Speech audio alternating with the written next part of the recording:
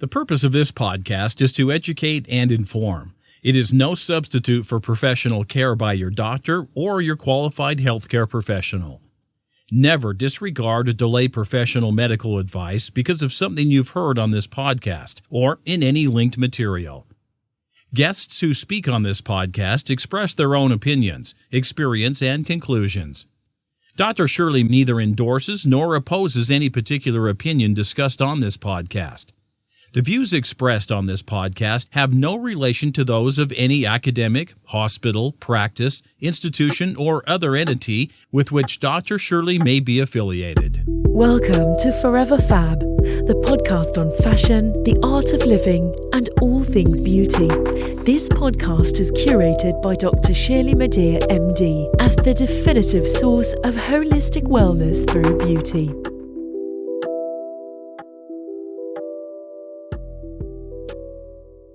Hello, everyone. It's Dr. Shirley. Welcome to 15 Minutes of FAB, a segment of the Forever Fab podcast, where I summarize the latest health, wellness, beauty, and plastic surgery news. This annual report is called the FAB Trend Report, and it highlights my opinions as well as my research on the hottest trends in fashion, the art of living well or wellness, and beauty for the new year that is already upon us.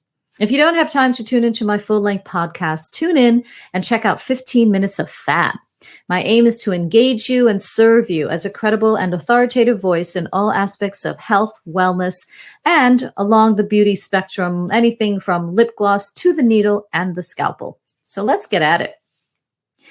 2020 was indeed an exceptional and tumultuous year. Now that a new year is thankfully upon us, we may exhale collectively in anticipation of the end of the drama and trauma, hopefully, and the beginning of health, healing, and a better humanity.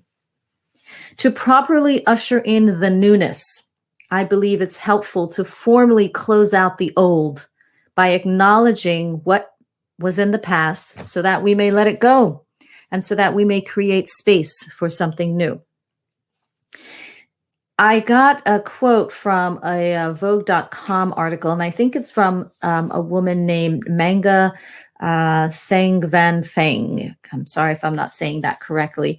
But she said, quote, "Before we honor a new year ahead, we first need to honor the ending that has created this new beginning," end quote. And I agree with that. As such, this episode of 15 Minutes of FAB is dedicated to letting go. Rather than make resolutions for a new year, and it's totally fine to do that. I mean, I used to make resolutions years ago, and I realized they weren't that helpful for me. So I stopped doing that a long time ago. But I started doing something new, and I'm going to continue doing that this year. So I'm going to start off this new year with an intention. And the intention is that of release or letting go, the subject of this 15 Minutes of FAB episode. So here are what I consider to be the top 5 obstacles to let go of in 2021 and maybe forever, and see if they resonate with you.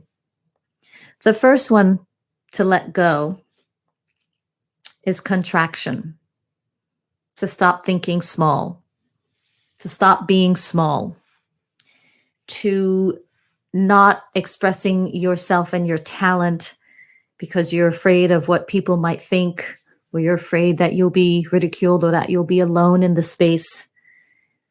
But it's time to think big, to dream big, and to believe in the power of yourself, as well as to believe in positive possibilities. The second obstacle to let go of is acquiescence, and just stop agreeing to things that you really don't want to agree to, or that you don't care for, or that don't serve you, or that you know really won't benefit you or help anyone else. So honor yourself, speak your truth, and claim your place in the world, because you belong here just as much as anyone else does. And speaking of speaking your truth, I'm just going to take a little aside for one moment and talk about honesty and truth. Did you know that there was a study by 2 Notre Dame professors, and that study was called The Science of Honesty? And basically, that study established that telling the truth is good for your health, and that dishonesty or lying is detrimental to your health, as well as the health and well-being of those around you and those you love. So honesty with yourself and with others was associated in this study with improved mental and physical health. And it was also found that honesty improves vitality. So in addition to the moral standard and to the moral code of being honest, there are actual physical, mental, psychological, and as we all know, social benefits of telling the truth. You wouldn't think that you really needed scientific data to encourage someone to tell the truth. But if for nothing else, there it is, scientifically proven. The data doesn't lie, and neither should you. So onward, how can we express our letting go of acquiescence? How can we express honoring ourselves and speaking our truth? There are a number of ways that you can do that. You can journal. You can do breath work, movement, whether it's yoga or Tai Chi, or even something as simple as walking in nature. You can also vocalize it through the spoken word. You can sing. Whether you can hold a note or not, it doesn't matter. And if you don't like to sing, or if you're frightful of your voice, then scream. I think there's such a thing called scream therapy, where you just go into a room and think about just stuff and just scream and let it go. And then another way that you could express this letting go of acquiescence is through art. Just put it on paper, pencil, paintbrush, charcoal, photography, camera. Express yourself through art. A third obstacle to let go of in 2021 is holding on. It's important to release what no longer serves you. And it may have served you in the past. It may actually have helped to protect you in some way, whatever it is that you're holding on to. But know that as you change, as you grow, as you evolve, as time passes on, what may have served you in the past perhaps no longer serves you now, in the present, and perhaps not in the future. So let it go. And how may you do that? Breath work, again, is helpful. Therapy, talk therapy with a professional. Yes, you can talk to your friends, you can talk to your family, but really, a professional can provide some really important insights to help you come to your own conclusions. And then there's some people who say, I think it was Tony Robbins from whom I first heard this, quote, change your state, change your life. So in order to stop holding on and in order to release what no longer serves you, maybe all you have to do is change your mind and let it go. A fourth obstacle to let go of, resolutions. And you know, for me, I let them go. And as I mentioned a few minutes ago, I instead set intentions. But there's nothing wrong with setting resolutions. I just think that if you are going to set a resolution, they should be practical. And even though you're thinking big and dreaming big, maybe you start with a resolution that establishes the first step of that big dream, or the third step along the ladder to your magnificence. So resolutions versus intentions. I'm an intentions kind of gal. And the fifth obstacle that I think it's important to let go of to usher in a new year, new beginning, a tabula rasa, are old patterns, old emotional patterns, such as fear, residual emotional trauma, insecurity, old patterns of dishonesty, not telling yourself the truth, accepting dishonesty from others. I mean, it's serious. Let those go.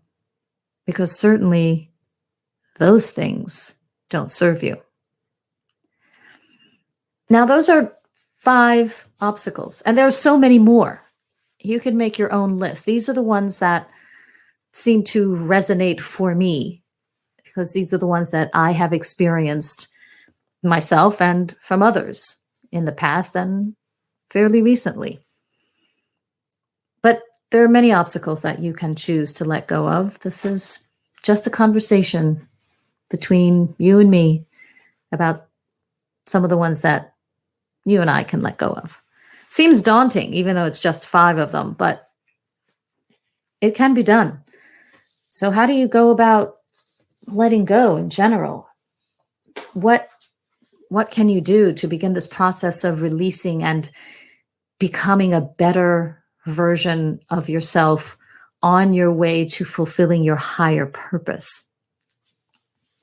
Well, a lot of people say that this process of release, which is part of the process of growth and evolution, involves rituals, practices. And rituals are defined essentially as a ceremonial act or an action or series of acts regularly repeated in a fairly precise manner or repeated in a consistent way. And there are a number of rituals that you can begin, continue, take part in, and those can help in your creation or experiencing of catharsis and letting go and release. And some of these ways include, but are certainly not limited to, visualization, breath work, detox practices. Now, do I mean detox as in stop drinking? Yeah, that could be one of them. But you can detox digitally from your phone and your technology. You could detox food. You could, or certain types of food. You can detox people from your life. You can detox certain practices or habits from your lifestyle. A salt bath. I like to call the next one write and burn. So you can write down on a piece of paper or in your journal all the things that you think didn't serve you or don't serve you or that you want to get rid of, or the things that happened in your past that really didn't make you feel good. Just write them all down as part 1 of the release. And the second part, throw them into a fireplace. Or if you don't have a fireplace, get a fireproof bowl and throw those pieces of paper into the bowl and light it aflame. Cord cutting is another way, as is storytelling, journaling, I've mentioned a couple of times, meditation. Now, meditation, I particularly like, even though I struggle with consistency with meditation, but finding that inner peace and then finding the ability to transcend pain is pretty special. So meditation is a good one. Connect with nature, walking with nature. You can use smudge sticks, sage or Palo Santo in your space. Prayer is another way to find catharsis. A water bath, either in a tub or shower if you don't have a tub. You can build an altar and build an altar to your highest self and meditate on that. You can cleanse your space with crystals. You can wear crystals, a crystal that particularly has an aspect to it that you admire or want to embody. You can also use color therapy, and that's basically dressing in a color to support a specific aura or to attract a particular desire. You can create a vision board. You can repeat affirmations and mantras. You can declutter your space.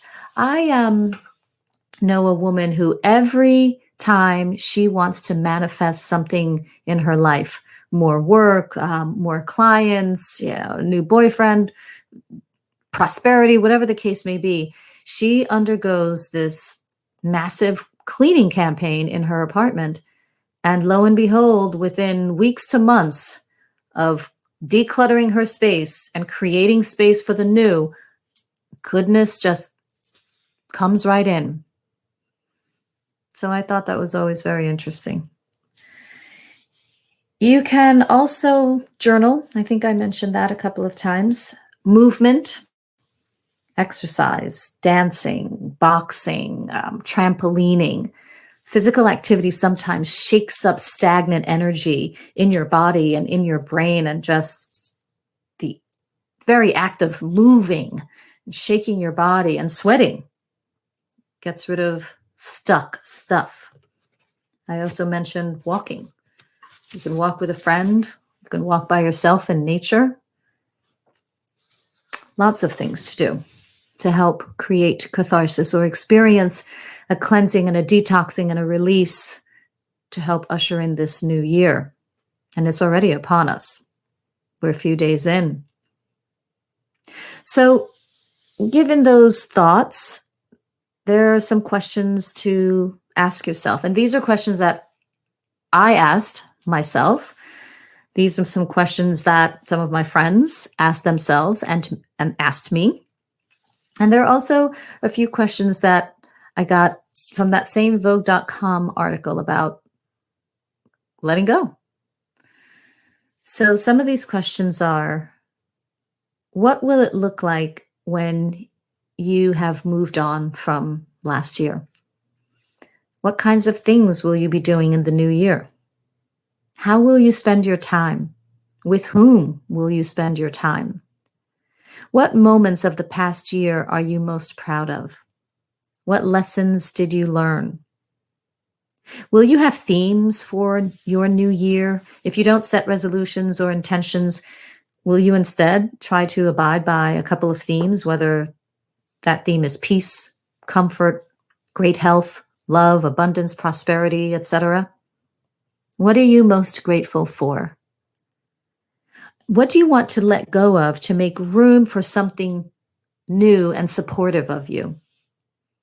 What best served you last year and your higher purpose? What will best serve you this year and your higher purpose? When did you feel most full and whole? In what ways did you honor the relationship between your mind, body, and spirit? How did you move through moments of struggle or pressure? How did you cope? How did you move through moments of triumph? How did you celebrate? What words or identities did you claim for yourself this year? What losses did you experience last year that still need to be grieved? What was your relationship to your body last year, and what will it be this year? What stories are you still carrying? Those that belong to you, the ones that you've scripted, and those that don't belong to you, but were perhaps scripted by your parents, society, your culture, whatever. What stories are you still holding on to that need to be released before stepping into the new year and before stepping into the real you and the you want to become or to be? And who were your teachers last year? Who do you anticipate will be your teachers this year? What are you looking forward to in the new year? And my last question to you is, how will your narrative change? How will you either continue to write the same story or rewrite your own story? And here we are at the start of a new year with much to reflect upon, to be grateful for, to contemplate, and to look forward to. I thank you for listening to the FAB Trend Report on the Forever Fab podcast. I look forward to sharing new episodes with you in this new year. As always, stay fabulous inside and out. Thank you for listening to this week's episode of Forever Fab, the podcast on fashion, the art of living, and all things beauty, curated by Dr. Shirley Madhere, MD. Live beautifully and help make the world a more beautiful place.